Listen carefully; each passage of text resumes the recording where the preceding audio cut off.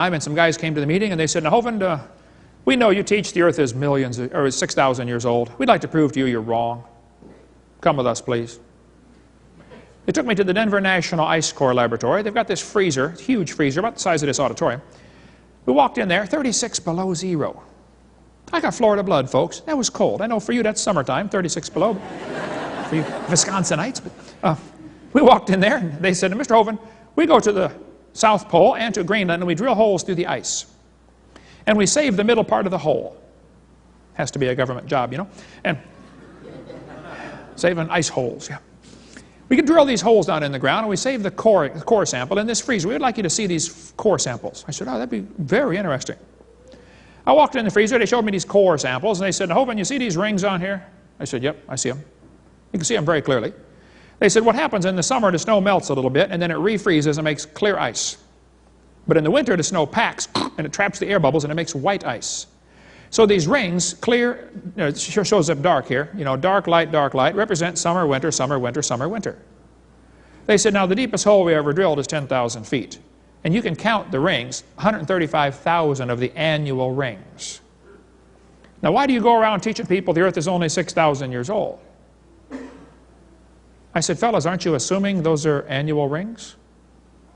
So they didn't know about the lost squadron apparently, but some airplanes ran out of gas during World War II. They hit a storm, had turned back. They crash landed in Greenland.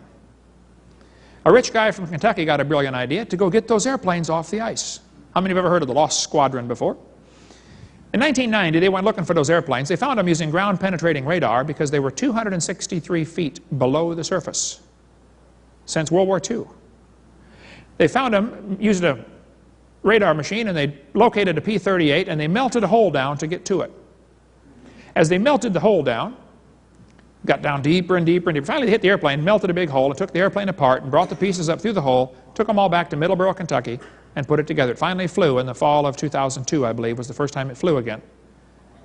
The P-38 from World War II. I talked to the guy who dug out the airplane. His name is Bob Carden. I said, now, Bob, that airplane was in the ground for 48 years. It was 263 feet down. That's 5.5 feet a year. The deepest hole the guy's ever drilled looking for ice cores is 10,000 feet. You divide that by 5.5, you get 1,800 years. What happened to the 135,000? Now, I know deeper layers get squished. They turn to glacial firn, okay? So really 44, like the Bible says, 4,400 years, that's plenty of time to account for the ice. So I went and met Bob, talked to him. There's his phone number if you don't believe me. I said, Bob, you dug the airplane out, is that right? He said, yes, sir. There was a crew of us, but I was on that crew. I said, Bob, when you melted down to get to the airplane, did you melt through ice rings? He said, oh, yeah, there were many hundreds of them. I said, wait a minute. How do you get hundreds of annual rings in 48 years? Looks to me like there should be 48 of them. He said, oh, no, there were hundreds. See, those aren't annual rings, folks. Those rings represent, they don't represent summer, winter, summer, winter. It represents warm, cold, warm, cold, warm, cold.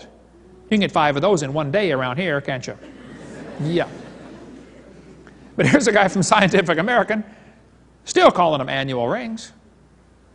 Now, either he's ignorant or he's a liar. I hope he's just ignorant, because ignorance can be fixed. Stupid is forever. By the way, that's the difference. Here's a guy from Alaska wrote me a letter, said, Brother Hovind, I work with the Eskimos up here. He said, I got 15 layers of snow on my car in 8 hours. Not 15 inches, 15 distinct layers of snow.